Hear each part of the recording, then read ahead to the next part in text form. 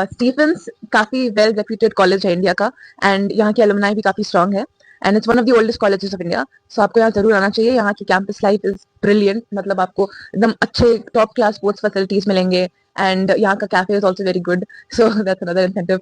And the teachers here बहुत अच्छे हैं, बहुत कॉर्डियल हैं, बहुत हेल्पफुल हैं, एंड इसीलिए आपको स्टीफेंस जरूर आना चाहिए। क्वेश्चंस प्रैक्टिस ही नहीं करते रहना चाहिए, बट हमें एक टाइम लिमिट के साथ प्रैक्टिस करना चाहिए। कि आप अपने आप को ऐसे एकदम एक टेस्ट सिनारियो में बिठा लो कि 1 घंटे का टाइमर लगा के सीवीटी का कोई प्रीवियस ईयर क्वेश्चन निकाल के, पेपर निकाल के, या फिर कोई मॉक पेपर्स निकाल के 1 घंटे बैठो, एंड देन यू रियलाइज कि आपको क्वेश्चंस आते हैं but you don't have time to do all the questions, and वो सबसे बड़ा इशू आता है सीवीटी में। तो द क्वेश्चंस के जो लेवल है वो बोर्ड्स की ही आसपास के होते हैं, तो दैट्स नॉट एन इशू। अगर आप बोर्ड्स का अच्छे से पढ़ लियो तो वो हो जाएगा, but time is an issue.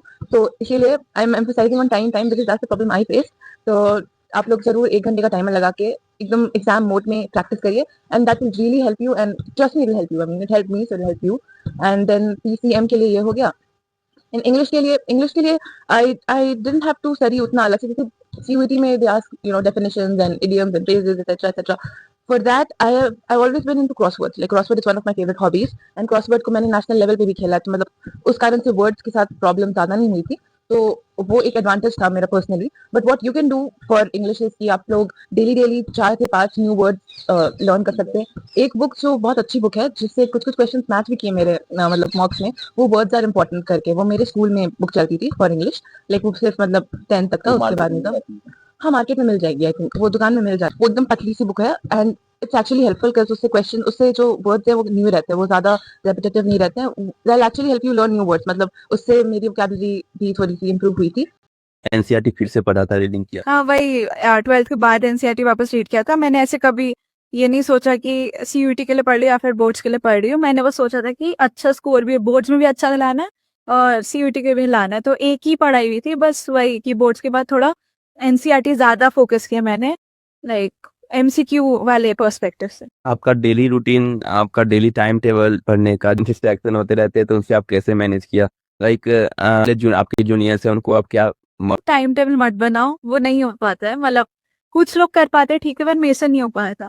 तो आप बस ये करो कि आपको क्या क्या करना है एक दिन में, वो एटलीस्ट लिख दो और फिर उसको लास्ट तक का फुलफिल करो। ये मत करो कि सुबह उठ के मुझे इस टाइम पे 7 AM को जागना है, देन 7-10 को मुझे खाना खाना है, ये मत करो।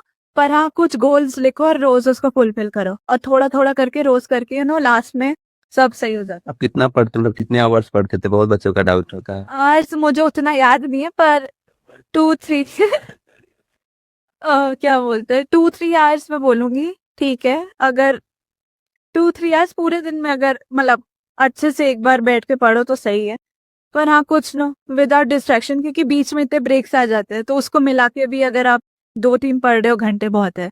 तो मैं बोलूंगी कि आप क्वांटिटी में मत जाओ, क्वालिटी में जाओ, क्योंकि उसी इतने कम टाइम में भी जो ज्यादा पढ़ लेता है उसका भी हो जाता है। तो बहुत सारी बुक्स प्रेफर करते हैं कि ये पढ़ेंगे वो पढ़ेंगे, लेकिन एक ही जो रिसोर्स हमारे लिए सबसे यूजफुल है वो है एनसीईआरटी।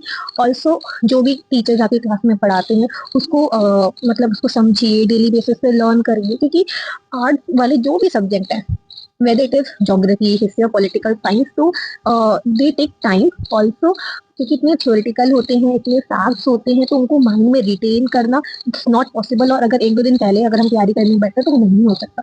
इसलिए स्टार्टिंग से पढ़ना और नोट्स बनाना, टीचर्स को फॉलो करना इज वेरी इंपॉर्टेंट अगर सीयूटी इजीली क्रैक करना। Also CUET is not difficult, जैसा कहते हैं कि बहुत डिफिकल्ट, ऐसा नहीं है, बहुत इजी होता है, क्योंकि हमारे 12th का ही सिलेबस होता है। बस आपको उसको ध्यान से स्टार्टिंग से ही पढ़ना है तो बहुत इजीली क्रैक हो जाएगा। क्योंकि 12th का बोर्ड्स, जिसने 12th का बोर्ड्स बहुत अच्छे से दे दी, इजीली दे दी, उसके लिए सीयूटी कोई डिफिकल्ट नहीं है।